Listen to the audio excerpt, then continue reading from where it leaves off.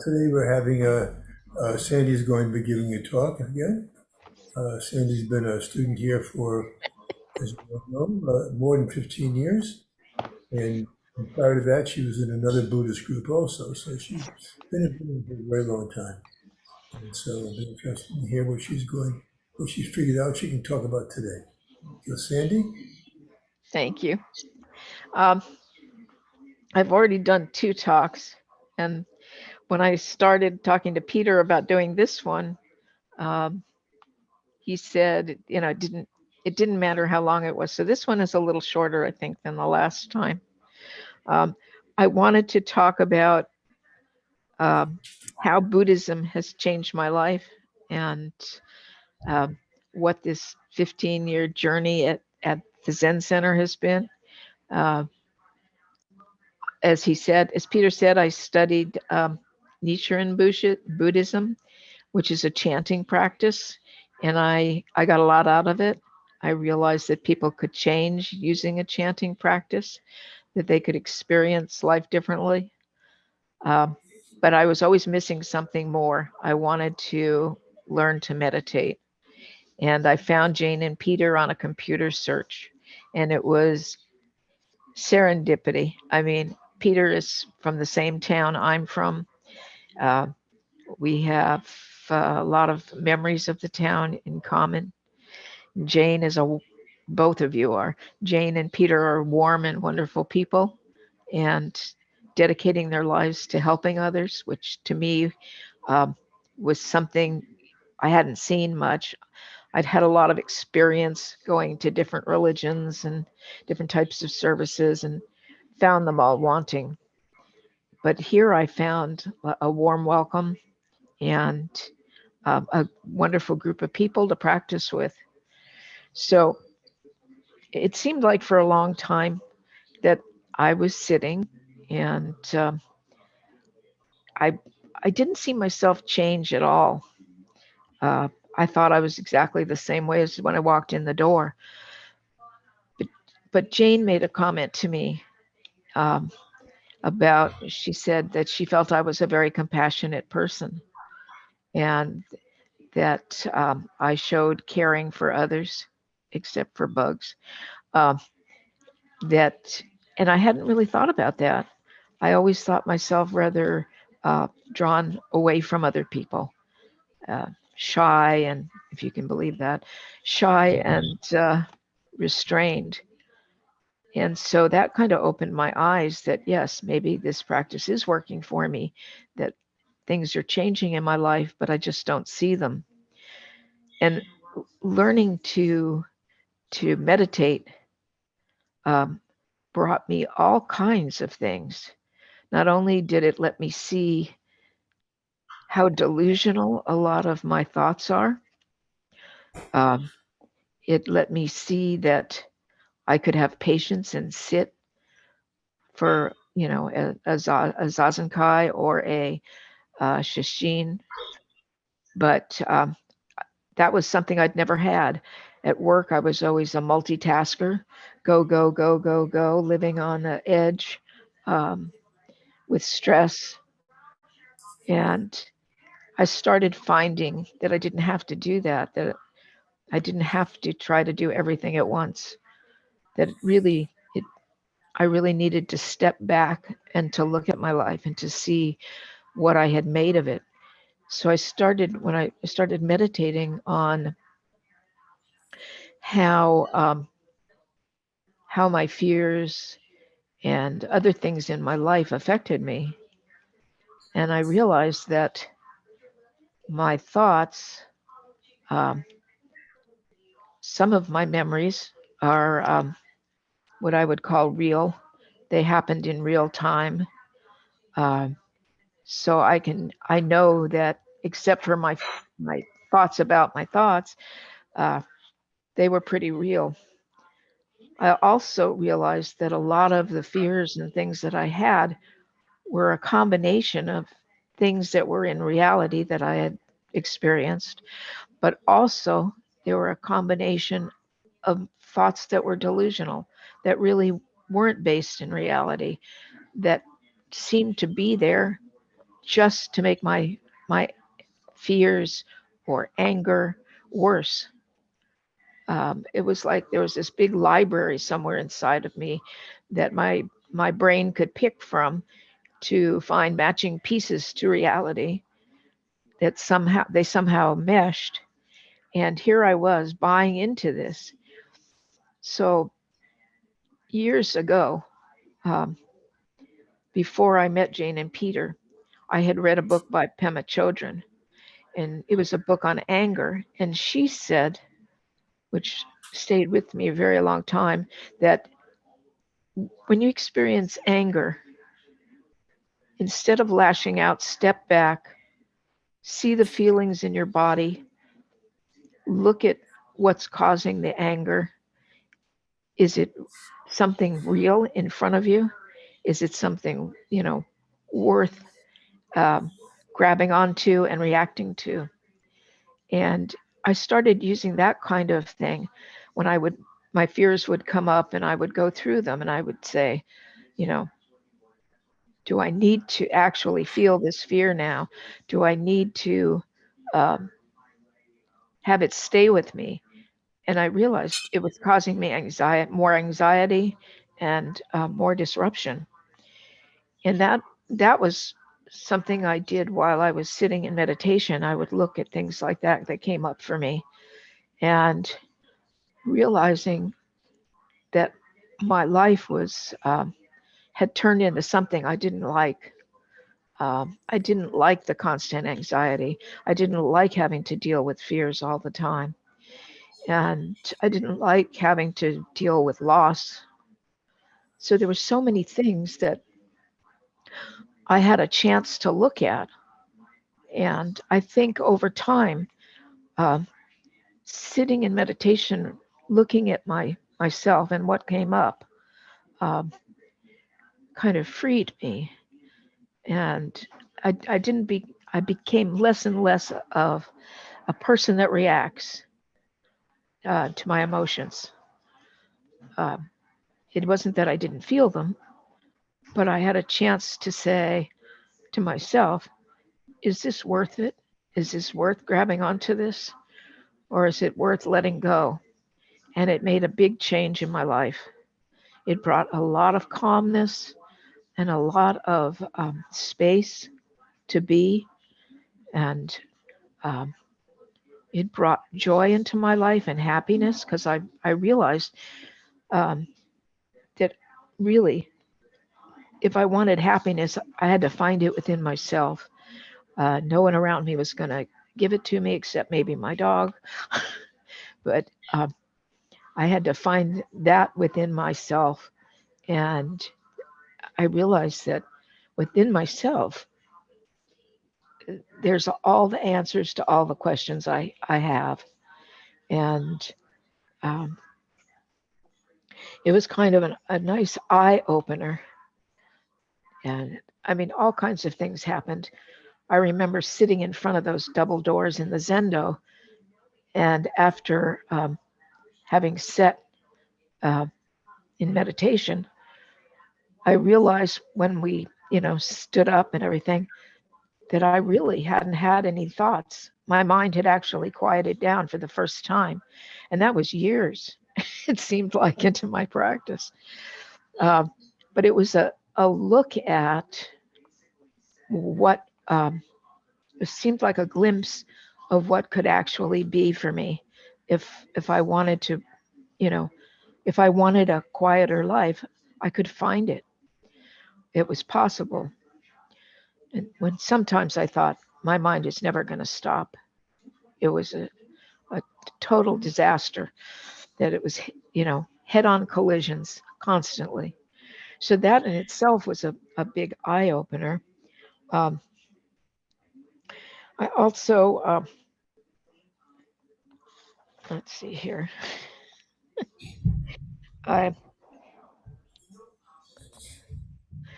Buddhism also taught me, because I don't think I was this way, it taught me that kindness and compassion for others is an absolute necessity. Um, if you want your life to change, especially from one of anger and despair and any kind of negativity, you have to reach out to others. And by reaching out to others in this way, um, they not only bring happiness to you, but they can actually affect someone else's life dramatically. Even something as small as a smile or a wave or some acknowledgement of that person and what's going on with them.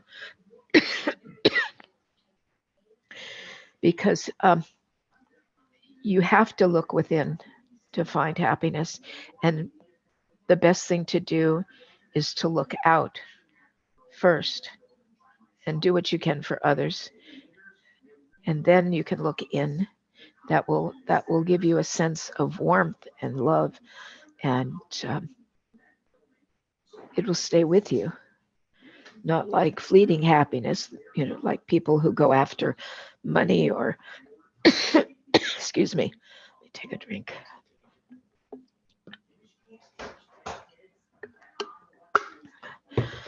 Those people who aspire constantly for something new, something bigger, something grander, they don't find happiness in the same way that someone who can sit and realize how important others are to them.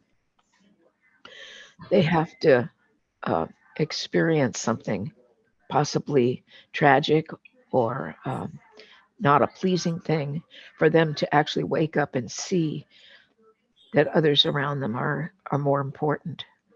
And it's one of the things that I really was happy that I I was able to experience that and to pass that on to others. I even I know Jane and Peter, when I first met them, I was terribly afraid of bugs. I remember, didn't you have something, Jane, that you were able to get spiders or flies? You had some thing device, and I was scared of spiders, deathly scared.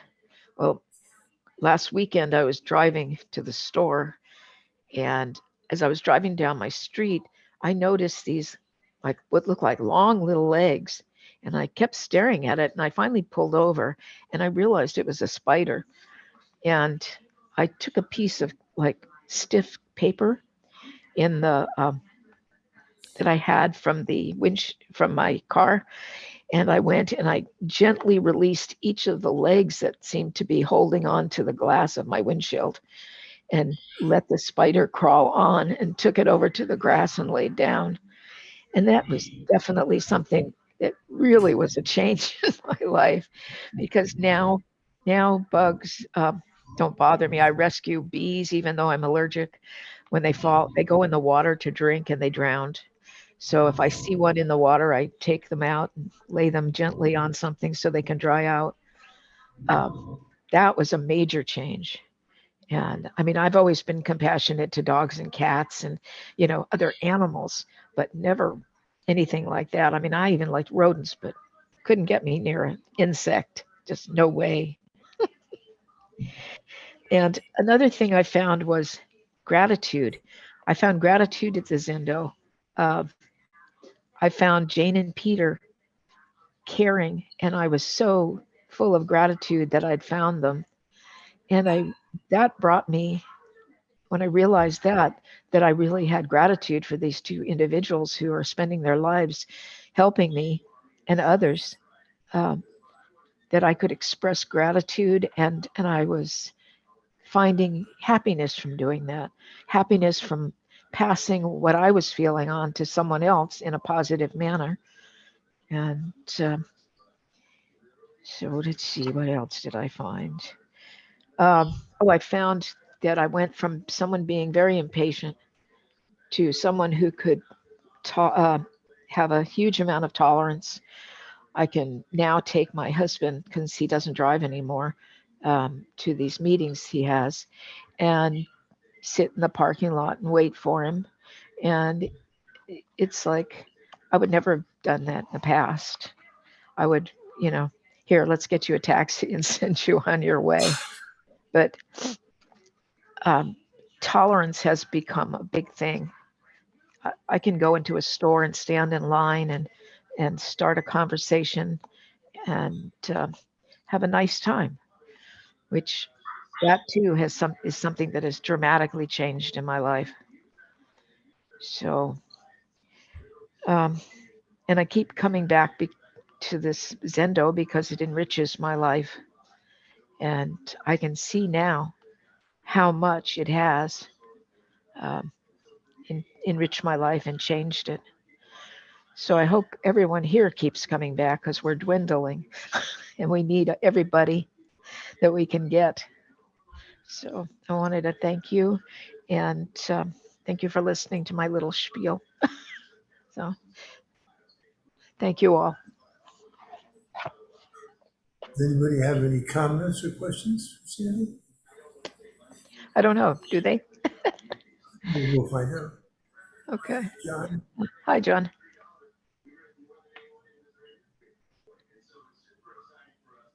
I just wanted to say how much I appreciated the way that you described um, all these small changes, little incremental things that you found in your life. You know, I think all too often people come to this practice and to other religious or spiritual things, and they expect some cataclysmic something to happen that immediately their life is going to be very different. And I think that those little changes that you described are so much more indicative of what change in life can really be. It's those little incremental things, the small things in life that inevitably make up the bigger whole. And I think sometimes we don't appreciate those things. And I think it was wonderful that you brought it forward, because I agree. I think that the little things, like you mentioned, actually aren't little things. They're vast changes to us that really are a big, a major thing in our lives. And thank you for bringing that up. Thank you. I just wanted to say many, many years ago, probably in my early 40s, I went to, I forgot the name of the group, and this guy led a 3 day, I think it was, seminar. And at the end of it, he kind of did something. I don't know what he did to us, but maybe just wore us down. That we had an enlightenment type of experience at the end of the 3 days. And I realized that it was so wonderful how I was feeling. I was laughing and having a good time and realizing that what I had stressed over my whole life didn't have any meaning. And it was so wonderful that I tried to grasp onto it and to keep it. And one of the things I know is even if you have an experience like that, you don't want to try to grasp onto it and keep it because it disappears and it's gone and you're back to who you were and you have to sit on the cushion again and continue on. It's it's a long road, and it's not something that you can go out and find in an instant. You know, like you're saying, you can't go and have a cataclysmic kind of thing happen in your life and it's going to stay with you. It's not. So thank you, John. Mitch? Rich?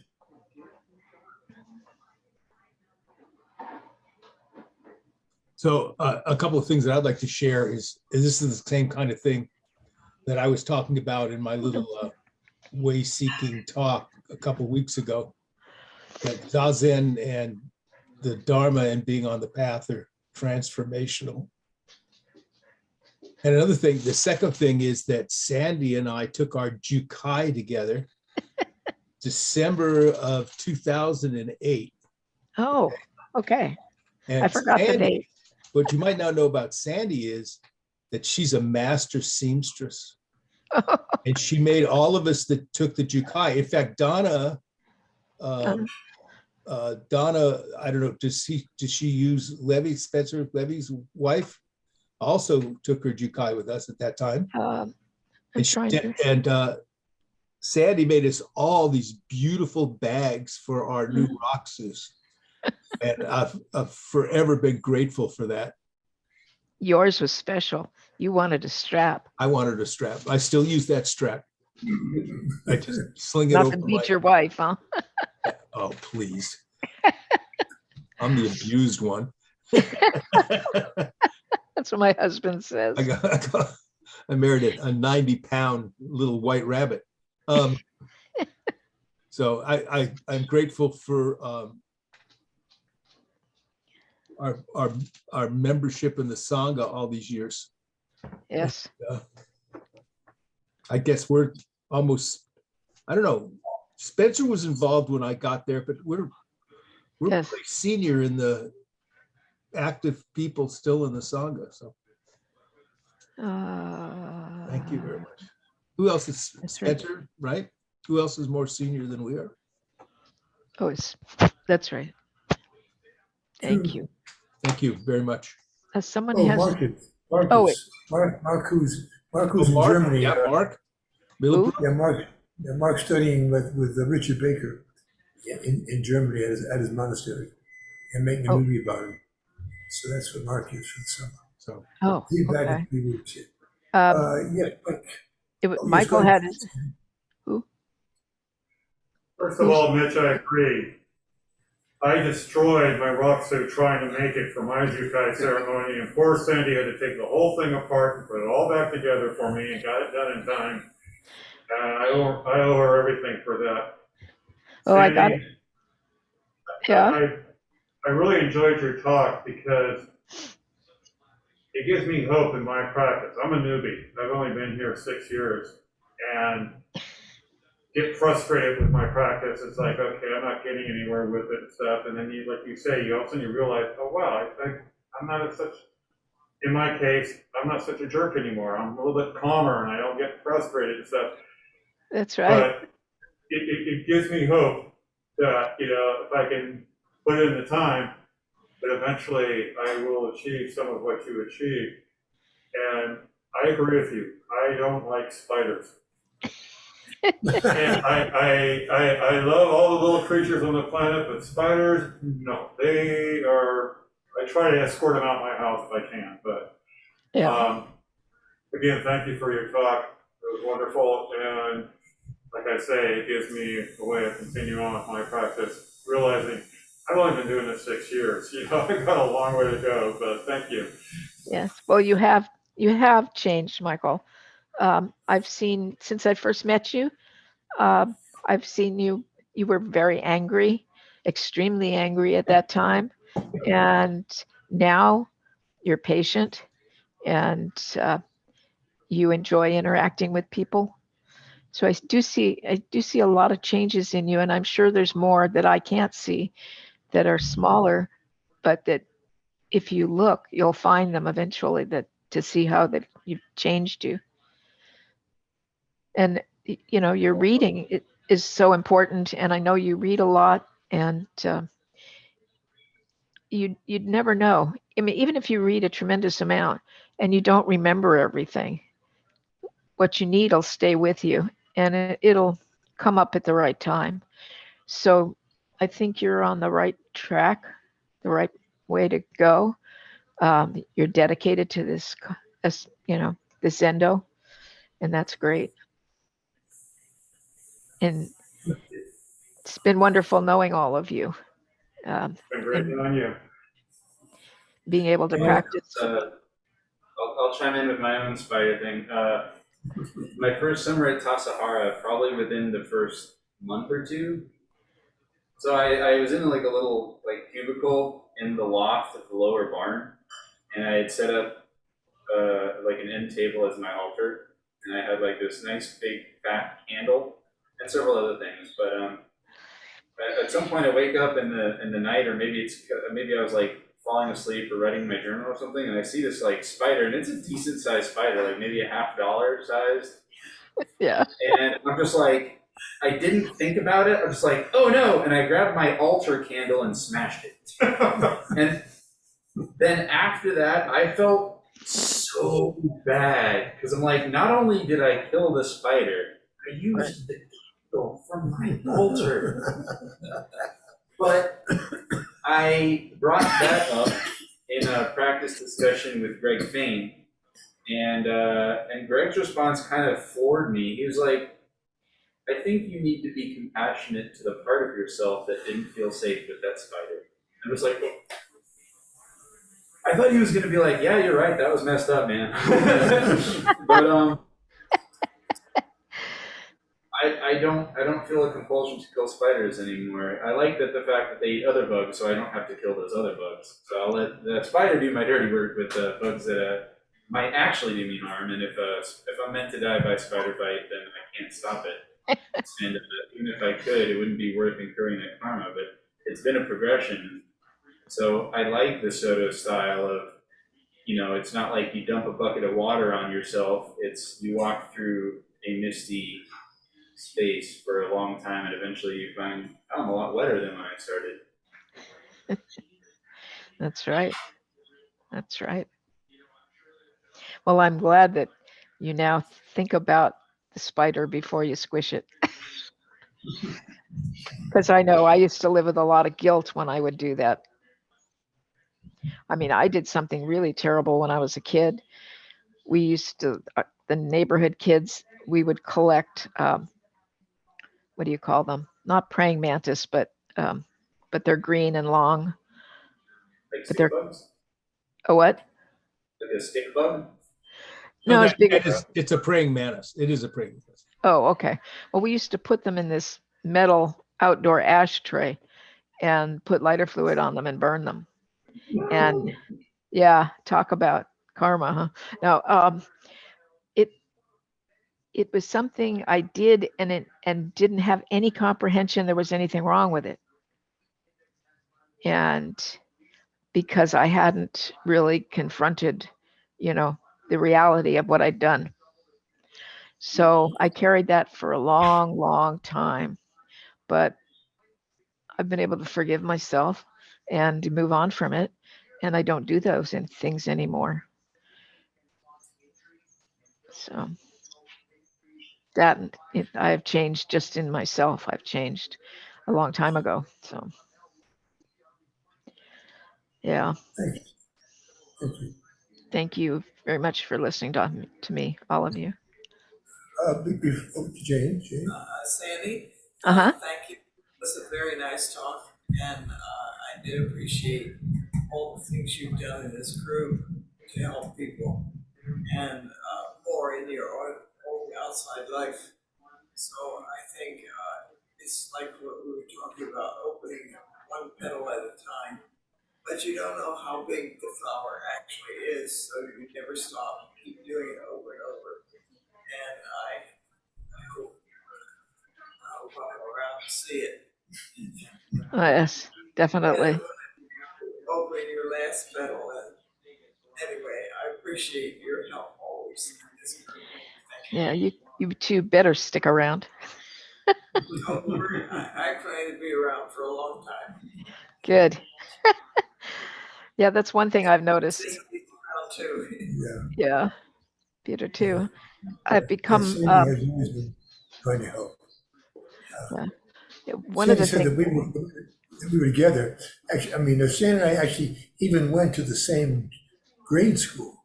Right. But we were separated by 8 years, so we never met each other. I thought it was 7. Well, actually, it could be 7, but the grade school used to be from 1 to 8, and in my last year of it, they changed and made it and started having a junior high school, and so I went to grade someplace else.